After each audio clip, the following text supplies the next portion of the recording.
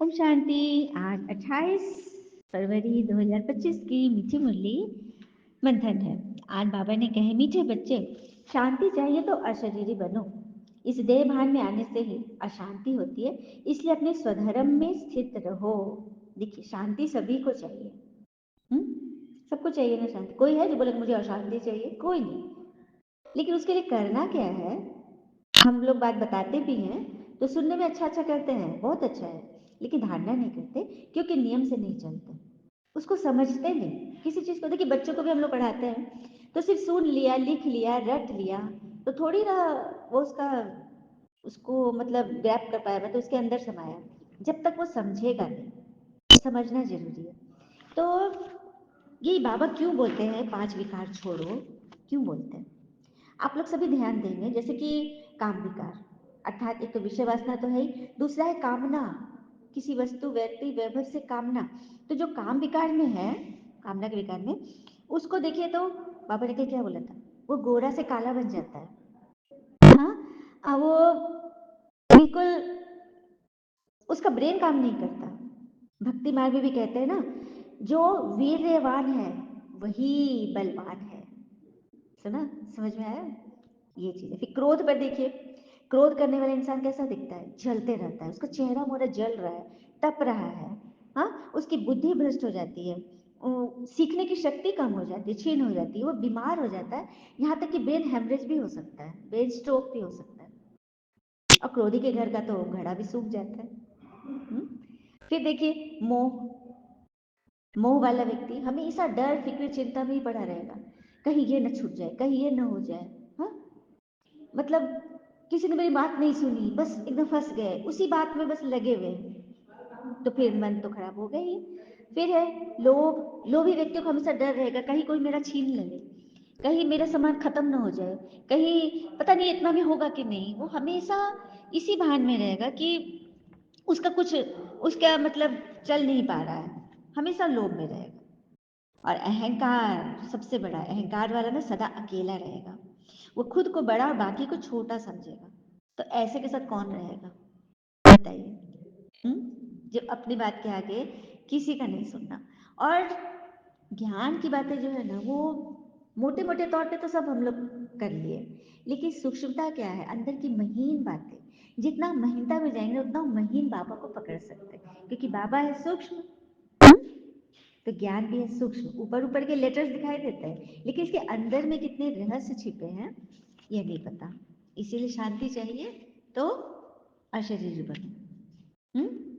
अपने स्वधर्म में टिको कि हम खुद शांत स्वरूप है, हमें किसी से शांति चाहिए नहीं, चाहिए चाहिए खत्म। ठीक है? प्रश्न है, यथार्थ याद क्या है? याद के समय किस बात पर विशेष ध्यान चाहिए? उत्तर, अपने को इस देह से न्यारी आत्मा समझकर बाबा को याद करना है, यही यथार्थ याद है। यथार्थ अर्थात सही रीति की याद क्या है?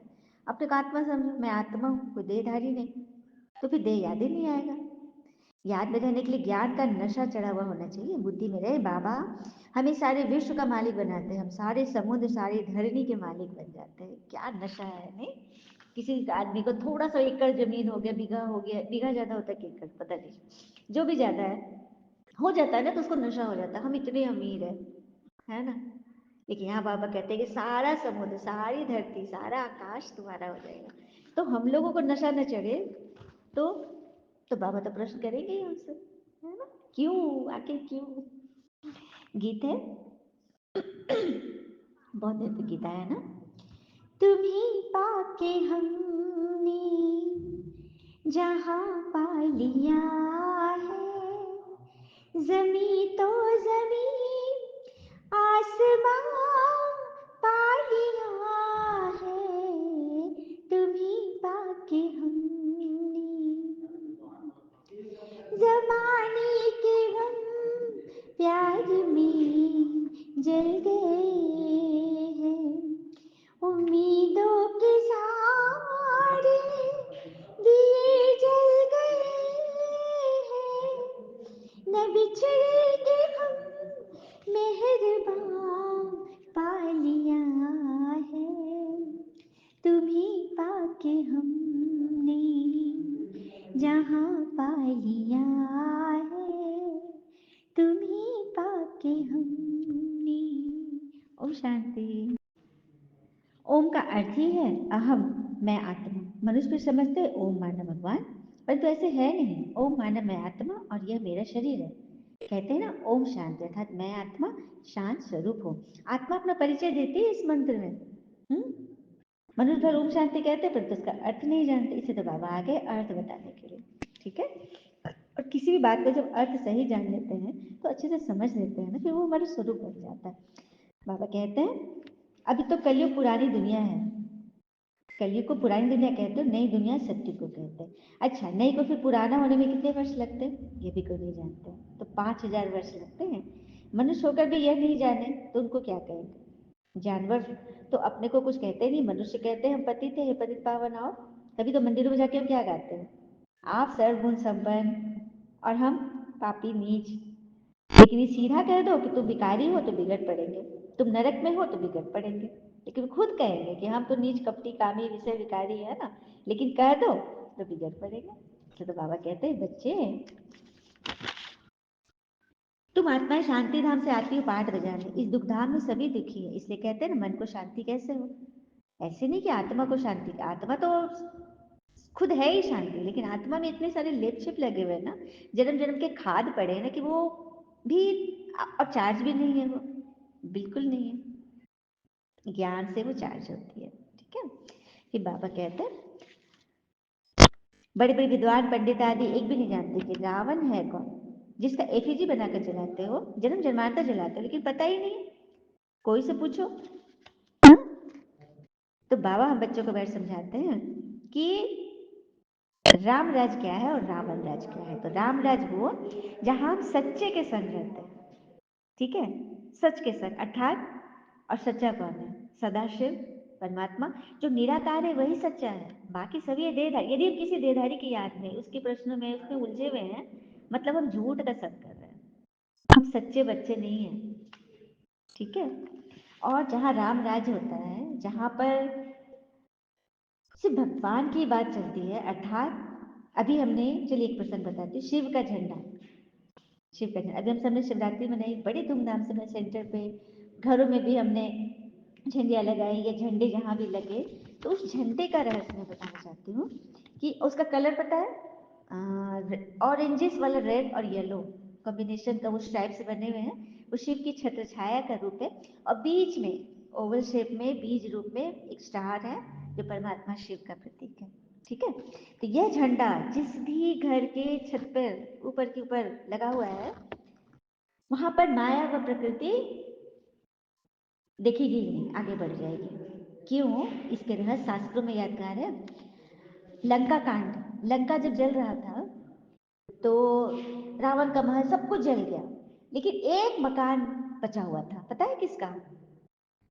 आप सब कमेंट में करेंगे, विभीषण का। क्यों बच गया? क्योंकि वहां पर शंख चक्र और तुलसी जी का पौधा था, अर्थात पवित्रता और धर्म और भगवान का प्रतीक। सुना? तो ये चिन्ह, उस घर में एक कुछ भी नहीं जला, पूरा लंका जल गया। कहने की बात यही, अभी लास्ट समय में जब प्रकृति रूपी लंका जब जलेगी, ये जलेगी ना, ये सृष्टि रूपी लंका, उस वक्त वही घर बचेगा जहां पर झंडा लगा है, अर्थात उसी घर के लोग बचेंगे जो मुट्ठी भर होंगे, सिर्फ मुट्ठी भर। और लेकिन ये भी बात है, झंडा सिर्फ लग जाना काफी नहीं, लगाने के बाद भी यदि हम मन में झंडा नहीं, सबसे पहले मन में झंडा लगाइए कि हम सदा सत्य के संग रहेंगे, सदा सत्य के संग, अर्थात शिव की वाणी पर ही चलेंगे और कुछ भी नहीं सुनेंगे। कोई कुछ भी बोल रहा है, नथिंग एफर्ट, कुछ भी हमें सुनना ही नहीं है। हम बस भगवान की वाणी पर ही चलेंगे और श्रीमत पे चलेंगे सूक्ष्म रीति से।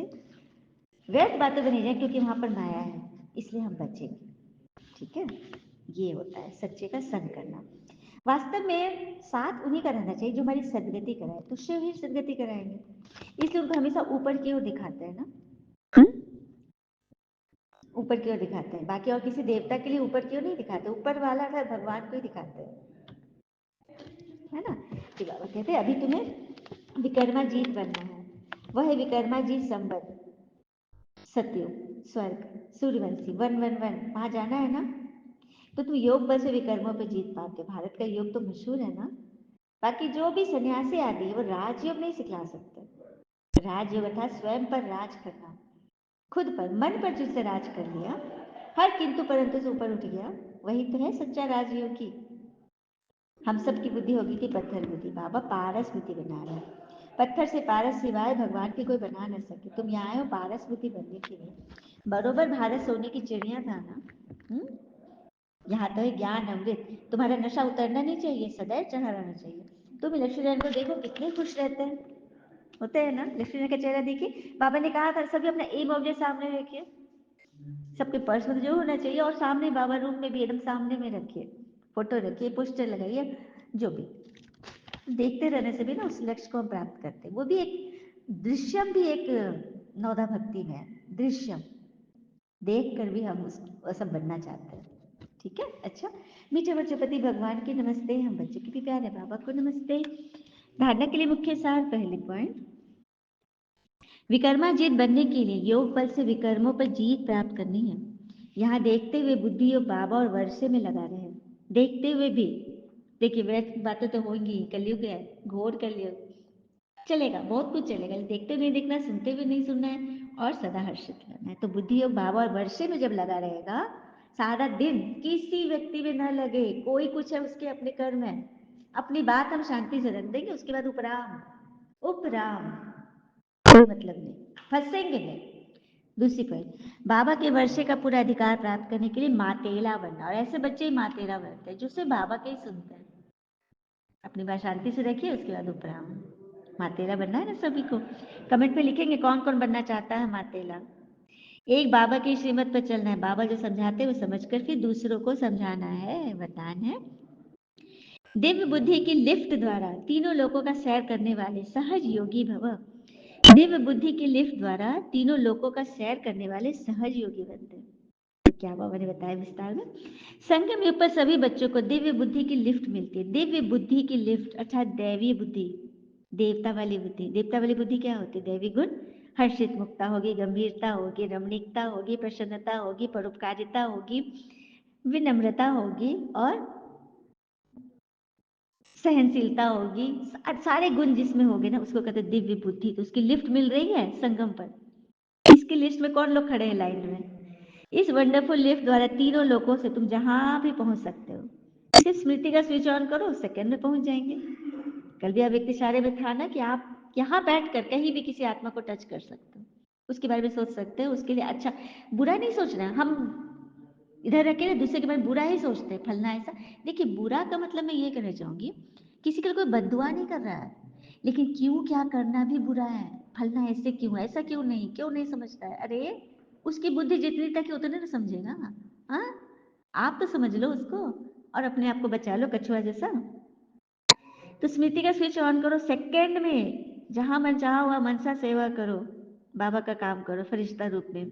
इस लिफ्ट को यूज करने के लिए अमृत वेले का समय बहुत अच्छा है। अमृत वेले बाबा वरदान देते हैं ना, आपको चलाते हैं, उस वक्त जरूर बाबा को याद करें और सकाश दें। इस लिफ्ट को कार्य में लगाओ तो सहज योगी बन जाएंगे, मेहनत समाप्त हो जाए, एकदम सहज योगी, इजी वे में। हर कदम आपका योग में हो जाएगा, हर कदम। एक बार बताए थे ना मंत्र में, स्नान क्या कर रहे हो बाबा की याद में, तो तीर्थ स्नान हो गया।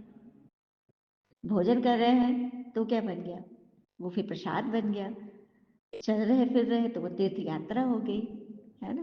तो ऐसे करके तो हर चीज हमारा कर्म योग होगा ना, तो हम सहज योगी, हर चीज योग में कर रहे हैं, मेहनत ही नहीं होगी। स्लोगन, मन को सदा मौज में रखना, एकता और एकाग्रता को अपनाना।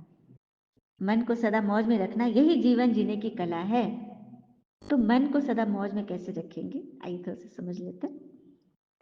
हम शरीर को खुराक देते हैं, अच्छा अच्छा खिलाते हैं, पहनाते हैं, सजाते हैं, घर को भी देखते हैं, केयर करते हैं, हाँ सफाई, कोई चीज इधर से उधर ठीक कर लेते हैं, बीच में फोन भी चार्ज कर लेते हैं, लैपटॉप भी चार्ज करते हैं, लेकिन मन के लिए क्या करते हैं?